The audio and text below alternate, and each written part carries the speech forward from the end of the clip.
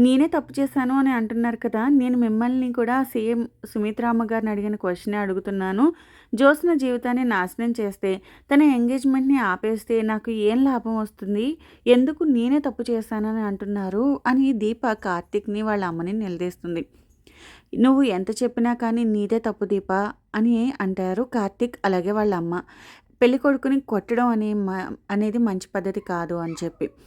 అయితే దీప అంటుంది, "నేను సుమిత్ర అమ్మగారిని అమ్మలాగే చూసుకున్నా. ఎందుకంటే నాకు అమ్మ ప్రేమ ఎలా ఉంటుందో ఏంటో తెలీదు.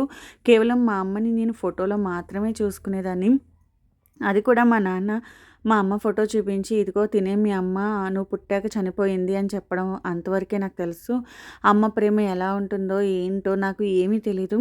మొదటిసారి సుమిత్ర అమ్మగారిని చూసినప్పుడు మాత్రమే నాకు ఆ ఫీలింగ్ కలిగింది.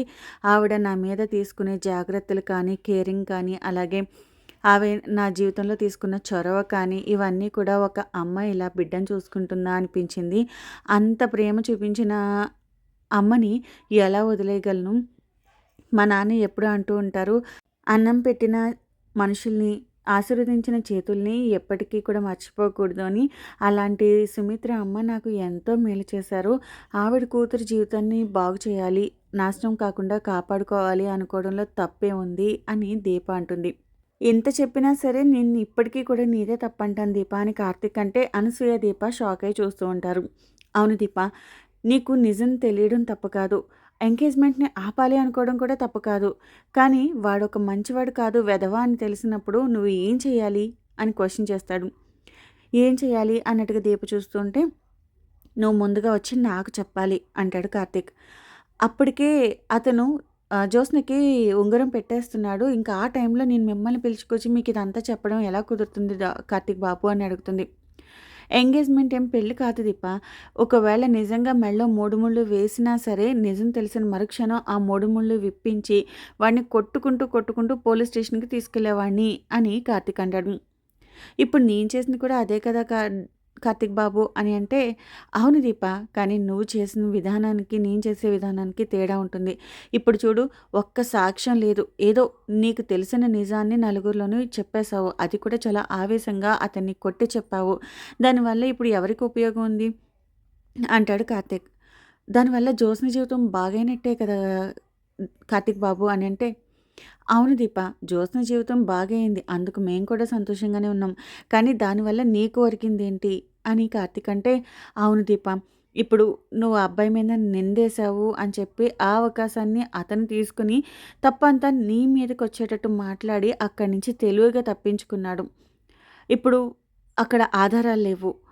అందరూ నిన్నే కదా తప్పు పట్టారు. నువ్వు కావాలని జీవితం నాశనం చేయాలని చూస్తున్నావని జ్యోత్స్న కూడా నోటికొచ్చినట్టు మాట్లాడింది. నాకు గాని, కార్తీక్‌కి గాని ఒక్క మాట కూడా నీకు అడ్డుగా వచ్చే ప్రయత్నం చేయలేకపోయాం అని కాంచన అంటుంది. ఇవన్నీ వింటున్న దీపం మాత్రం సైలెంట్‌గా ఉంటే, అవును దీప, నువ్వు చేసిన పని వల్ల నేను కానీ, మా అమ్మ కానీ ఇందాక అత్తయ్య వచ్చినప్పుడు ఒక్క మాట కూడా నీకు అడ్డు చెప్పలేదని బాధపడుతున్నావు. ఎలా మాట్లాడమంటావు? అక్కడ జరిగింది ఏంటో అనసూయ గారికి తెలీదు కాబట్టి ఆవిడేదో నిన్ను కాపాడడానికి మాటల మధ్యలో తన మాట అడ్డేసింది. అదే నిజం తెలుసుంటే అక్కడ ఏం జరిగిందో ఆవిడ కూడా చూసుంటే ఆవిడ కూడా ఆ మాట సహాయం కూడా చేసుండేది కాదు దీపం. ఏదేమైనా సరే అయిపోయింది ఏదో అయిపోయింది. దాన్నేం చేయలేము. ఇక ఆలోచించడం మానేసేయి దీప అని చెప్పి కార్తీక్ వాళ్ళ అమ్మ అక్కడి నుంచి వెళ్ళిపోతారు. దీప ఒక్కతే అక్కడ నుంచొని అలా బాధపడుతూ ఉంటే అనసూయ దగ్గరికి వెళ్ళి, "దీప, ఇన్నాళ్ళు నేను మనిషిలా కూడా చూడలేదే. కానీ ఇప్పుడు నేను బ్రతుకుతున్నాను అంటే కేవలం నీ కోసమే. నువ్వు నీ కూతురు కోసం ఎలా బ్రతుకుతున్నావో నేను నీ కోసం అలాగే బ్రతుకుతున్నాను దీప. దయచేసి బాధపడకు. నువ్వు ఏం చేసినా సరే చెప్తున్నాను కదా! ఎవరు నమ్మినా నమ్మకపోయినా నువ్వు చేసింది అక్షరాల మంచి పనే చేసావు దీప" అని ఓదారుస్తుంది. దాంతో వాళ్ళ మేనత్తని గట్టిగా కౌగిలించుకుంటుంది దీప. కానీ చెల్లమ్మ, కార్తీక్ బాబు మాటలు కూడా నిజమే కదా దీప. నువ్వు చేసింది ఎంతో కొంత తప్పైతే లేకపోలేదు. నీ ఆవేశం ఇప్పుడు నీ మెడకే చుట్టుకుందే. కానీ కొంచెం నిదానించి ఆలోచించుంటే దీనికి మంచి పరిష్కారం దొరికుండేది దీప అని అంటే, అదేంటత్తా అని అంటుంది. అవును దీప, నువ్వు ఆవేశపడకుండా నిదానంగా తెలివిగా ఆలోచించి సాక్ష్యాలతో ప్రూవ్ చేసుంటే ఖచ్చితంగా ఇప్పుడు అతనిదే తప్పై ఉండేది. అందరి దృష్టిలో నీకు మంచి మంచి పేరు కూడా వచ్చేది. అటు జ్యోత్స్న జీవితం కూడా బాగుండేది. ఒకసారి నిదానంగా ఆలోచించమ్మా అని చెప్పి అక్కడి నుంచి వెళ్ళిపోతుంది. ఆ తర్వాత దీప వాళ్ళ నాన్న ఫోటో చూస్తూ, ఏంటి నాన్న ఇది, ఒక మంచి పని చేయడానికి కూడా ఒక మనిషి ఇంత కష్టపడాలా, ఏదైతేనేం సుమిత్ర అమ్మ కూతురి జీవితం బాగుపడింది, నాకదే చాలు అని కళ్ళు తుడుచుకుంటుంది. ఇక నిశ్శబ్దానికి వెళ్ళిన కావేరి ఇంట్లో భోజనం చేస్తూ టీవీ చూస్తూ, ఈ మనిషి ఏంటి ఇంకా రాలేదు, వద్దన్నా వెళ్ళాడు, పిలవకపోయినా వెళ్ళాడు, అక్కడ ఏం గొడవ చేస్తున్నాడో, ఎవరిని ఇబ్బంది పెడుతున్నాడో అని విసుక్కుంటూ అన్నం తింటూ ఉంటూ గుమ్మం కేసి చూస్తూ ఉంటుంది. ఇందులో శ్రీధర్ డ్యాన్స్ చేసుకుంటూ పాటలు పాడుకుంటూ చాలా హ్యాపీగా వస్తాడు. అది చూసిన కావేరి షాక్ అవుతుంది, ఏంటి ఇతను ఇంత సంతోషంగా ఉన్నాడు అని. అయితే ఏం జరిగిందో చెప్పండి అంటే, నువ్వు కూడా డాన్సే కావేరి, నేను చాలా హ్యాపీగా ఉన్నాను అని అంటాడు శ్రీధర్. అవునా, ఏంటి మీకేమన్నా మతిపోయిందా ఏంటి, ఓ నాకు అర్థమైంది, అక్కడ ఇలాంటోడివి నా గడపలోకి ఎందుకు వచ్చావని చెప్పి మీ మాంగారు గెంటేశారా అని అడుగుతుంది. కాదు అని శ్రీధర్ అంటే, ఓ నీలాంటోడికి అసలు అర్హత లేదు అని చెప్పేసి అక్కడ ఉన్న వాళ్ళందరూ చీకొట్టారా అని అడుగుతుంది. ఇవన్నీ వింటున్నా సరే శ్రీధర్ మాత్రం హ్యాపీగా డాన్స్ చేస్తూ ఉంటే, నాకు ఆకలి అవుతుంది, ముందు అన్నం పెట్టు అంటాడు. ఓ నాకు అర్థమైంది, నీకు అసలు ఇక్కడ అన్నం తినే యోగ్యత లేదు అని చెప్పి తిట్టేసి పంపించేశారు కదా అని అడుగుతుంది. చాలే కానీ నేను చాలా సంతోషంగా ఉన్నానే అని అంటే, ఇంతకీ ఏం జరిగిందో చెప్పండి అని కావేరి అడుగుతుంది. అక్కడ ఎంగేజ్మెంట్ ఆగిపోయింది అని చాలా సంబరంగా చెప్తాడు. కానీ కావేరి మాత్రం షాక్ అవుతుంది.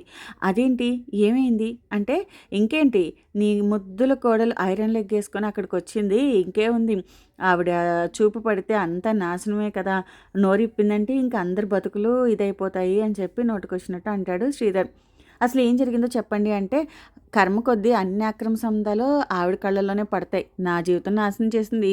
ఇప్పుడు ఆ ఇంటికి కాబోయే అల్లుడికి కూడా ఎవరో రమ్య అనే అమ్మాయితో ముందుగానే సంబంధం ఉందంట. ఆ అమ్మాయికి కడుపు చేసి మళ్ళీ జ్యోత్స్న జీవితం నాశనం చేయడానికి వచ్చావా అని చెప్పి అందరి ముందు ఈడ్చి కొట్టింది. దాంతో వాడు కోపం వచ్చి ఎంగేజ్మెంట్ రింగ్ని నేలకేసి కొట్టి అక్కడి నుంచి వెళ్ళిపోయాడు. ఇంకేముంది, నా మేనకోడలు ఎంగేజ్మెంట్ ఆగిపోయిందనే బాధ కన్నా దీప అందరిలోనూ చీకొట్టించుకుంది అని ఆనందమే నాకు ఎక్కువగా ఉంది.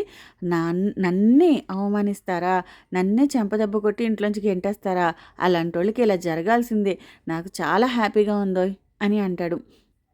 ఓ అని చెప్పి కావేరి కొంచెం డల్ అయిపోతూ ఉంటే, దానికి ఏంటి చాలా బాధపడిపోతున్నట్టున్నావు అని కావేరి అంటాడు. అది కాదండి, నిజంగానే ఆ పెళ్లి కొడుక్కి అక్రమ సంబంధం ఉండుండొచ్చు కదా అని అంటే, ఏమో ఎవడికి తెలుసు, ఆడికి నిజంగా ఉందో లేదో అని అంటే, మరి దీప ఎప్పుడు అబద్ధం చెప్పదు కదండి, దీప నిజమైతేనే చెప్తుంది అని కావేరి అంటుంది. అవును, ఆవిడ కంట్లో అన్నీ నిజాలే పడతాయి, ఆవిడ నోరిప్పితే అన్నీ నిజాలే, నా భోగతం బయటెట్టింది, అలాగే ఆడిది కూడా పెట్టింది అని అంటాడు శ్రీధర్. అప్పుడు నిజం చెప్పండి, ఇంతకీ అతనికి ఉందా లేదా అని అడిగితే, ఏమో ఆ దేవుడికే తెలియాలి, సరే నువ్వైతే జ్యూస్ పట్టరా, కనీసం కడుపు నింపుకొని ఆనందపడిపోతాను అని చెప్పి లోపలికి వెళ్ళిపోతాడు. ఇక కావేరి ఒక్కరితే నుంచొని ఈయన చెప్పిన దాన్ని బట్టి వింటుంటే అక్కడ ఏదో చాలా పెద్ద గొడవ అయినట్టుంది, మరి ఇదేంటి ఇంత జరిగిన స్వప్న కాల్ చేసి చెప్పలేదు, కనీసం అక్క వాళ్ళ ఇంట్లో ఎలా ఉందో ఏంటో అని టెన్షన్గా ఫోన్ దగ్గరికి వెళ్తుంది. ఇక జ్యోత్స్న తన యాక్టింగ్ స్కిల్స్ అన్నీ బయటపెడుతుంది. వాళ్ళ అమ్మ నాన్న గ్రానీతో పాటు కూర్చొని ఏడుస్తూ కూర్చుంటుంది. అయితే వాళ్ళ అమ్మ సుమిత్ర అంటుంది, జ్యోత్స్న ఇంకెంతసేపు బాధపడతావు, పదమ్మ భోంచేద్దాం అని అంటుంది. దానికి ఆకలిగా ఉంది మమ్మీ, కానీ తినాలని లేదు అని బాధ అంతా కూడా చెప్పుకోవడం మొదలు పెడుతుంది. ఇంకా ఎన్నాళ్ళమ్మా ఇలా బాధపడేది, నువ్వు ఇదంతా మర్చిపో, ఏం జరిగినా మన మంచికే అనుకో, నీకు అతనికి రాసిపెట్టి లేదనుకో అని దశరథ అంటాడు. దానికి ప్రతిసారి ఇలాగే అనుకోమంటావా డాడీ అని అంటుంది. దాంతో దశరథ సైలెంట్ అయిపోతాడు. ఇంతలో శివనారాయణ వెనక నుంచి స్టెప్స్ ఎక్కుంటూ వస్తాడు.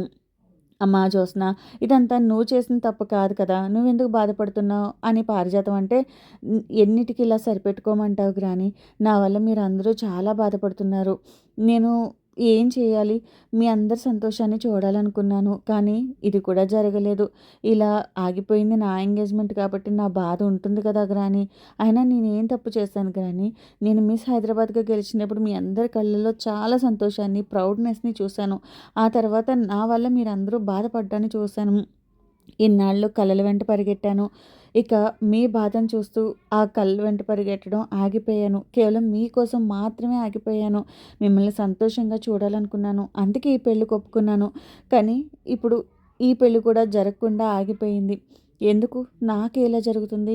ఇలా ప్రతిసారి కూడా నా బాధకు కారణం విచిత్రంగా ఆ దీపే అవుతుంది అనేసరికి అప్పటి వరకు అందరి మొహాల్లో కన్నీళ్ళు, బాధ తప్ప ఏమీ లేవు. దీపం మాట వినిపించగానే పేరుకి అందరూ కూడా సీరియస్ అయిపోతారు. వెనక నుంచి వాళ్ళ తాత వింటున్నాడని గమనించిన జ్యోత్స్న, "ఇవన్నీ నువ్వు వింటున్నావని నాకు తెలుసు తాత.